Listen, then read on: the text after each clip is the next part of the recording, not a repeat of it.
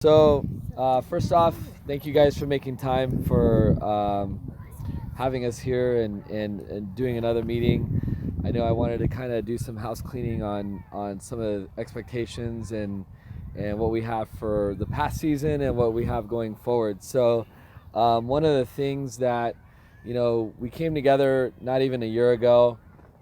We had 3 or 4 of us here, and we really set our goals and expectations high to just work hard and continually just work to, becoming better players. And leading up to that, it was a lot of losses, right? And we hit season, and the girls did extremely well. I think a lot of that was just their commitment, not only to working hard themselves individually, but their commitment to their teammates and becoming good friends on and off the field. And when you have players that can do that, the result is they play very well on the field, they do well in training, and so to that, good job, girls. Round of applause. All right, make it. So one of the other things too is that girls. Again, I always say that it's hard work coming here, devoting a lot of weekends to soccer, getting you to training. The other mandatory things that I throw out there that your parents have to get you to, so it wouldn't be possible without your parents. Make sure we give your parents a round of applause.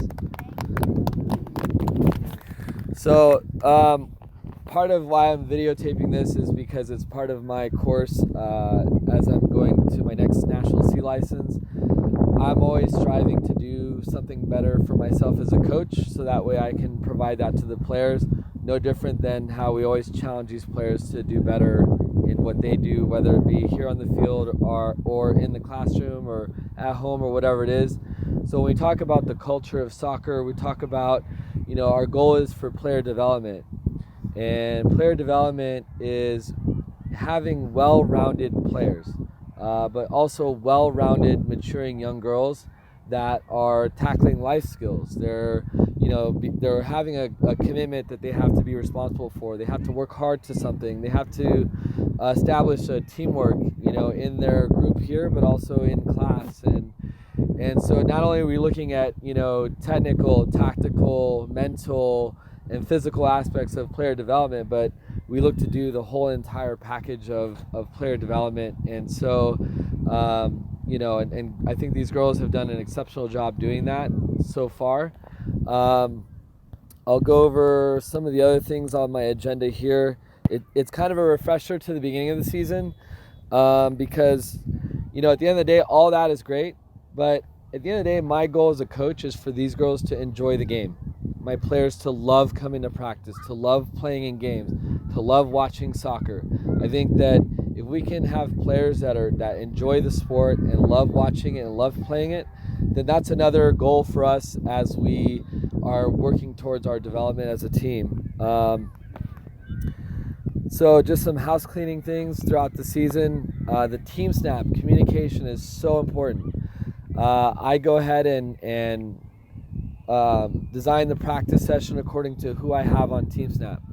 If something comes up, I get it. You're sick, things come up, family things, school things, that's okay. Let me know so that way I can adjust the training session. But I will say I don't like to use the excuse of my player has too much homework for missing training. These girls, again, Flight 3 was our honeymoon phase, right? I was more flexible on things that, okay, if they missed, it was fine. Now that we're going to Flight 2, I really have a higher expectation for things that are mandatory. They have to be there. And that's the expectation, not only here, but like I think in life in general. If we're at one level, if you want to be Flight 1, you have to act like Flight 1, right? No different than if you're in a math class and you want to be in the honors class, you have to act like that, and it's holding yourselves accountable to that. So it's very important that players are here at training, ready to go on time, and if not, they're sick, whatever. Just make sure we're communicating that. I use Team Snap for all my teams, and it's the same thing across the board. Because again, if they're missing training, it's nothing to me. I can adjust training session however I can. But it's also to their teammates that enjoy having all the players there for the training session. So again, make sure that we're trying to make training and being on time and being ready to go is very important. Another thing that I wanted to touch base on is, again, for here, especially because we're 11v11, we're learning this, something new for us. These girls will make mistakes all the time. I make mistakes as a coach. I think my boys had a goal scored on them earlier today, and I said, hey, you know what, guys, that was on me. I wanted them to push up. Something didn't happen the right way, and they got caught with a goal. So I, as a coach, make mistakes, no different than they'll make mistakes. So I always tell the girls, I'm okay with that. I encourage that because they're learning. It's what they do after the mistake. So if I lose a ball, I don't care that you lose a ball. I care about what you do, your reaction after, working to get it back, and so on and so forth. So the pressure from sidelines, it shouldn't really exist, right? Our goal is just to be supportive of our kids, even when we go to the car. Players will have bad games. They're kids, and we just, as parents, have to make sure we have that positive reinforcement no matter what. Hey, win or lose, that doesn't matter to me at all. It's just how we play. And when they step in the car, they're looking for that reassurance that, hey, did I do well? They want that support. This other coach got down on the player. Hey, he was saying, you let 2 of those go by.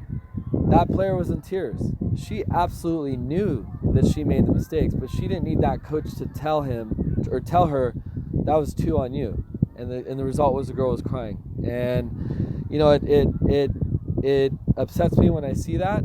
But at the end of the day, we have to stay positive, win or lose, no matter what. And I think that I've carried that the whole way. I've never told these girls once, like, hey, you have to go out and win a game. We've lost games where they came off and I say, hey, do you feel like you're the better team? And they all agree. Do you feel that you accomplished our goals? And they agree. And so we may have lost in terms of what you guys see, but over here we have a plan. And, we're talking before a game, we're talking after a game, we're talking during a game. And we have these different things that we want to achieve, and we achieve them.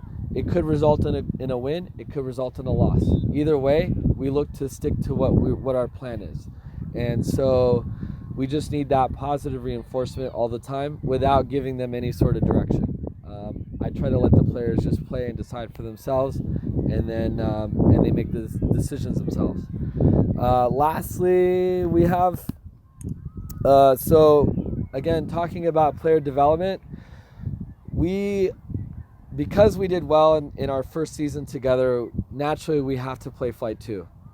I had some questions like, are these players ready for Flight 2? Absolutely. I think, I want to challenge these players to their limit. I got on the boys earlier as an example. At halftime, I was really hard on them because I said, and at the very end, I said, hey, and they ended up winning and playing really well, no different than the girls. But I said, hey, I'm hard on you because I know what your limits are, and I will push you to get to there. So I know when these players are giving 110%. I know when they're kind of going through the motions. So these girls, naturally this team is going to have to progress to Flight 2 and challenge themselves. However, I will make a decision because are there players that can be Flight 2 in 6 months? Likely.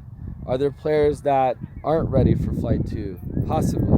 So this week I'm going to have, I'll have player evaluations, and I'll be calling all of the parents with the player, and we'll have a discussion about it because I want to make sure that, again, I want the players to have the best opportunity that they can be in a position to be successful. If that's Flight 2, that's Flight 2. If it's Flight 3, it's Flight 3. Either way, they're there. It's for their best interest to develop at their pace and what's going to help them out in the long run. And so that's my goal as a coach, and that's my goal for this team.